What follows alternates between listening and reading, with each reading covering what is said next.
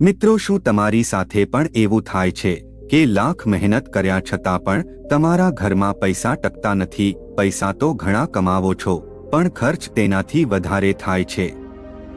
જો આવું થઈ રહ્યું છે તો બની શકે છે કે તમારા ઘરમાં અમુક એવી ચીજ વસ્તુઓ મોજૂદ છે જે તમારી તરક્કીમાં સૌથી મોટી દુશ્મન બનેલી છે. મિત્રો, આજની વિડિયો ખૂબ જ મહત્વપૂર્ણ છે. વિડિયોમાં આગળ વધતા પહેલા તમને વિનંતી છે કે આજની વિડિયોને લાઈક કરી વધુમાં વધુ શેર કરી દેજો, અને જો તમે પણ ઈચ્છો છો કે માતા લક્ષ્મીના આશીર્વાદ સદાય તમારા પરિવાર પર બન્યા રહે તો કોમેન્ટ બોક્સમાં સાચી શ્રદ્ધાથી જય શ્રી કૃષ્ણ અને જય માં લક્ષ્મી જરૂર લખી દેજો. કારણ કે મિત્રો, જ્યારે શ્રદ્ધા અને વિશ્વાસ સાથે હોય તો દરેક મુશ્કેલ આસાન બની જાય છે. મિત્રો, વાસ્તુશાસ્ત્ર માત્ર ઈંટો પથ્થરની વાત નથી કરતું, પરંતુ તે વાત કરે છે ઉર્જાની, સ્પંદનની અને જીવનની દિશાની. ઘરમાં રાખેલી એક નાનકડી વસ્તુ પણ તમારા ભાગ્યને બદલી શકે છે અથવા તો પૂરી રીતે બગાડી શકે છે. જો તમને સતત એવું લાગતું હોય કે ઘરમાં વગર કોઈ કારણે તણાવ બન્યો રહે છે, પૈસા આવે છે પરંતુ હાથમાંથી રેતની માફક સરકી જાય છે, બીજા લોકો તરક્કી કરી રહ્યા છે પરંતુ તમે ત્યાંના ત્યાં જ છો, તો મિત્રો, આજે જ સાવધાન થઈ જજો. કારણ કે બની શકે છે કે તમારા ઘરમાં છુપાયેલા 10 મોટા વાસ્તુ દોષોના કારણે આ બધું થઈ રહ્યું હોય. વાસ્તુ અનુસાર દરેક વસ્તુ, ભલે પછી તે નિર્જીવ હોય, પરંતુ તે એક ઉર્જાને લાવે છે, અને જો તે ઉર્જા નકારાત્મક હોય તો તે ન માત્ર તમારા ધનને ખાઈ જાય છે, પરંતુ તમારી શાંતિ, સ્વાસ્થ્ય અને સફળતાને પણ ચૂપચાપ ખાઈ જાય છે. મિત્રો, આજના વિડીયોમાં અમે તમને જણાવવા જઈ રહ્યા છીએ 10 એવી વસ્તુઓ વિશે જેને તમે આજે જ તમારા ઘરમાંથી હટાવી દેશો તો વિશ્વાસ રાખજો કે તમને ધનવાન બનતા કોઈ નહીં રોકી શકે. અને આમાંથી અમુક ચીજો એવી હોય છે જેને આપણે રોજ જોઈએ છીએ, પરંતુ ક્યારેય વિચારતા નથી કે આપણી આર્થિક તંગીનું કારણ છે. તો આવો મિત્રો, વાસ્તુના આ રહસ્યમય સંસારમાં પ્રવેશ કરીએ, જ્યાં દરેક દિશા કંઈક કહે છે, દરેક વસ્તુ એક સંકેત આપે છે. તો મિત્રો, વિડીયોમાં આગળ વધીએ તે પહેલા જો તમે અમારી ચેનલ પર પહેલીવાર આવ્યા છો તો ચેનલને સબસ્ક્રાઇબ જરૂર કરો અને આ વિડીયોને તમારા મિત્રો અને સગા સંબંધીઓ સાથે શેર જરૂરથી કરો, જેથી દરેક લોકો આ વિડીયોનો વધુમાં વધુ લાભ લઈ શકે. ચાલો મિત્રો, હવે જાણીએ એ 10 વસ્તુઓ વિશે જે ઘરથી બહાર કાઢતાની સાથે જ ધન, શાંતિ અને શુભતા ચાલીને તમારા દરવાજા પર આવશે.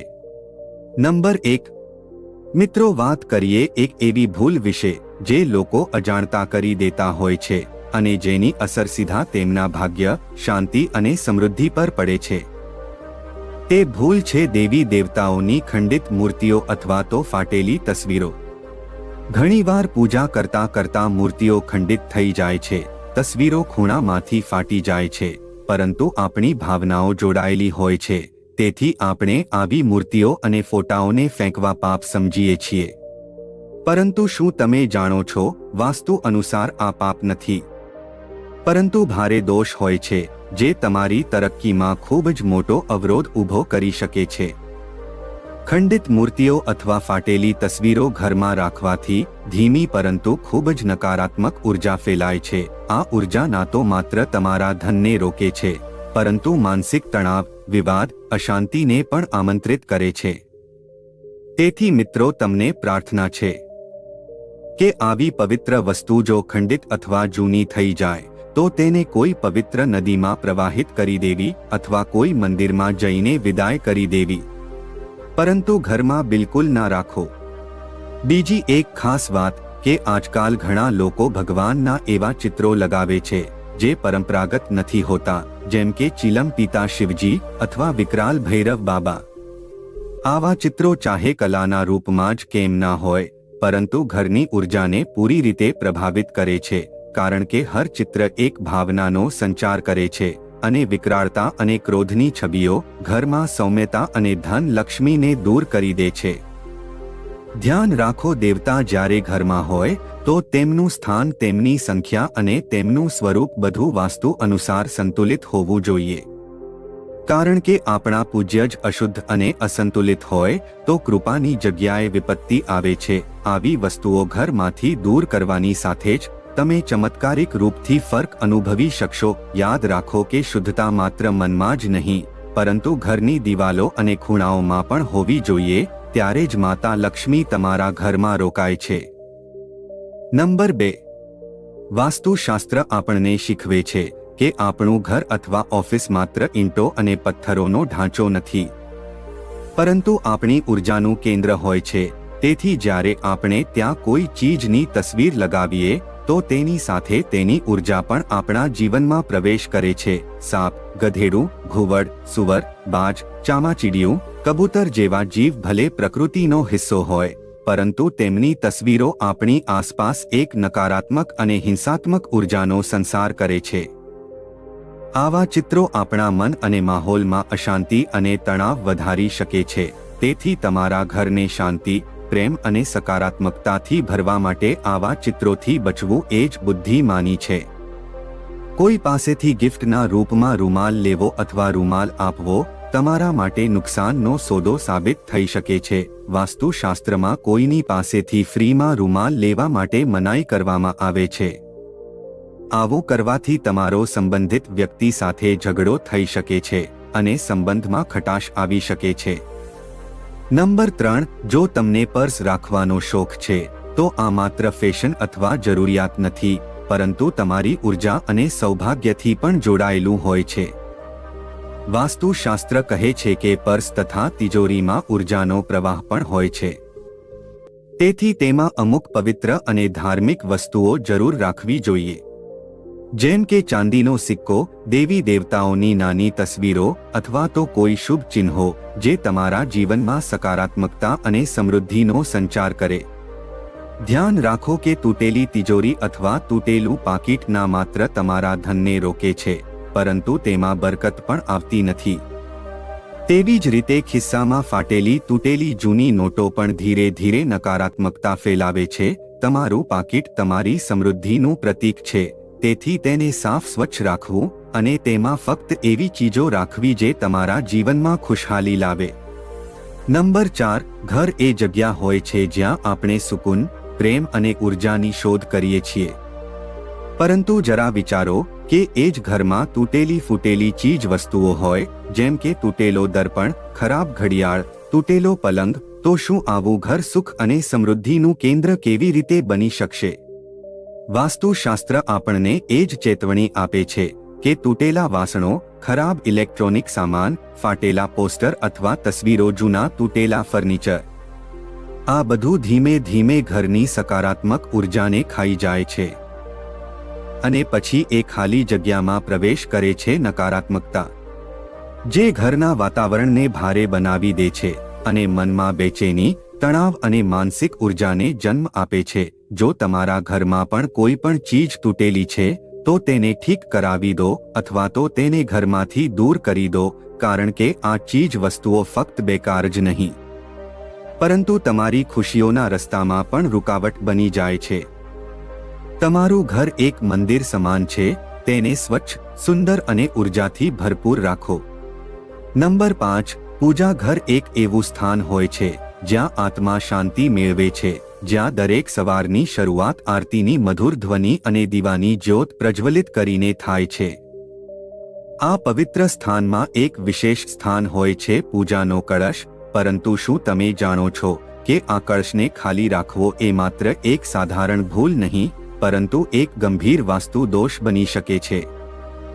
વાસ્તુશાસ્ત્રમાં કહેવામાં આવ્યું છે કે પૂજા કળશ માત્ર એક ધાતુનું પાત્ર નથી પરંતુ તેમાં બ્રહ્મા, વિષ્ણુ અને મહેશનો નિવાસ માનવામાં આવે છે.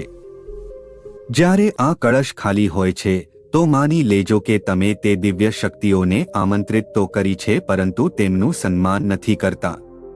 કળશ વ્યક્તિના જીવનથી જોડાયેલો હોય છે. તેમાં ભરેલા જળથી ન માત્ર વાતાવરણ શુદ્ધ થાય છે પરંતુ ઉર્જાનો પ્રવાહ પણ સંતુલિત રહે છે. તેથી તેને ખાલી ક્યારેય ન રાખવો જોઈએ. ગંગાજળથી ભરીને રાખવો જેથી તમારા ઘરમાં સુખ, શાંતિ અને સમૃદ્ધિ હંમેશા બની રહે.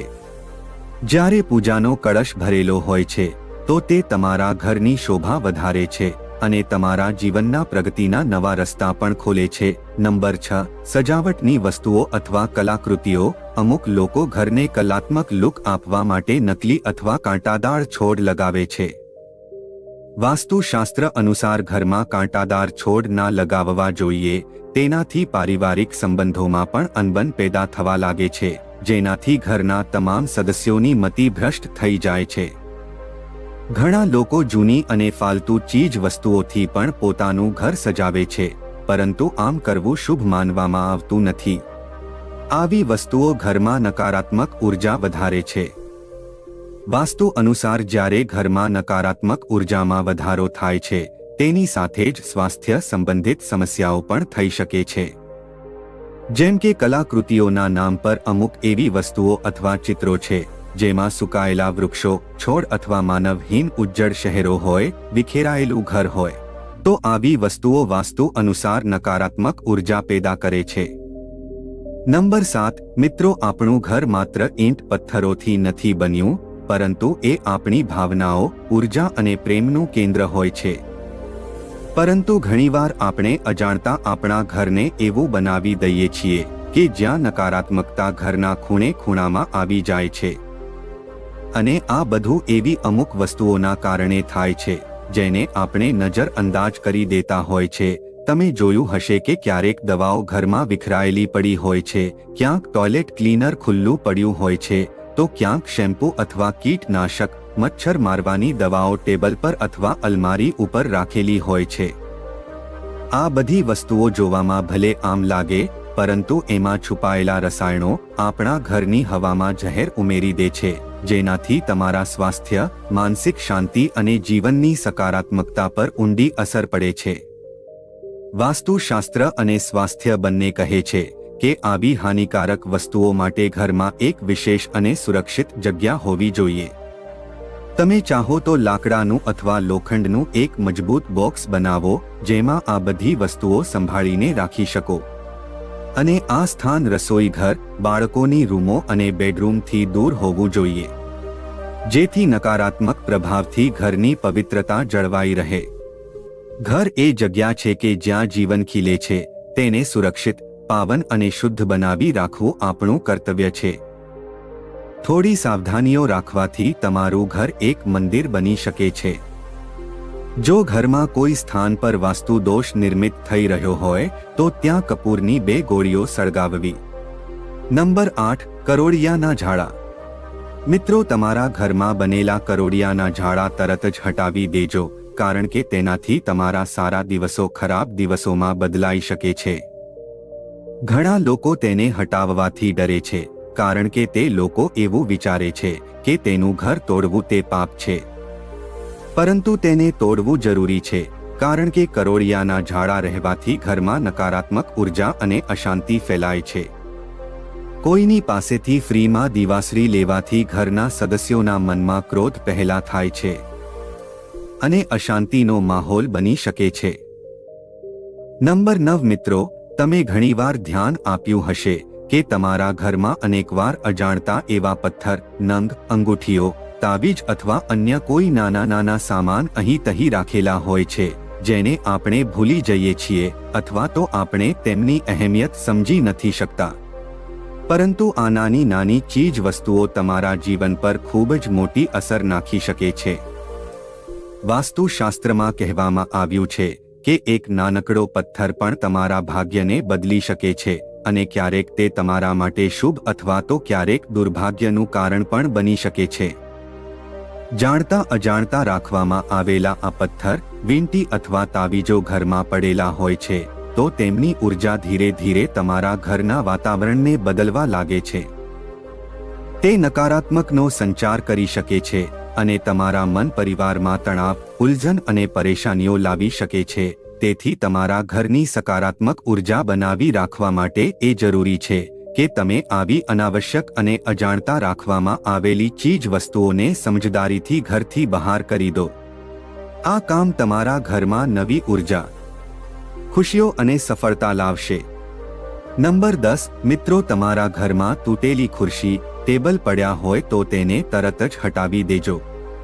અથવા તો તેને રિપેરિંગ કરાવી દેજો, કારણ કે આ વસ્તુઓ તમારા ઘરમાં પૈસા અને તરક્કીને રોકી દે છે. સોફા, ખુરશી, ટેબલ તેનો પણ વાસ્તુ હોય છે, અને ક્યારેક ક્યારેક તેની બનાવટ અથવા આકાર પણ ઘરમાં નકારાત્મક ઉર્જાનો વિકાસ કરે છે.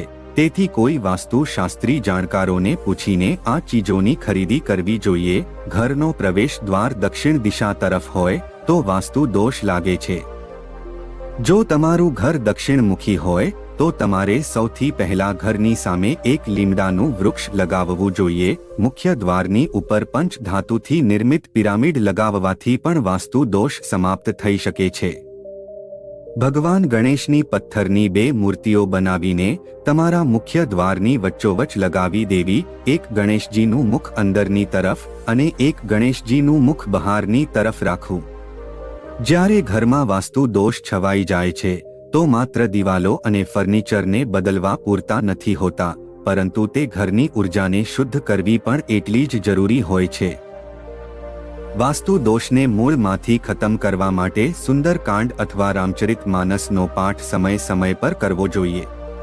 પવિત્ર મંત્રોની ધ્વનિ દરેક ખૂણામાં ફેલાય છે અને નકારાત્મક ઉર્જાને બહાર કાઢીને સકારાત્મક ઉર્જાનો સંચાર કરે છે.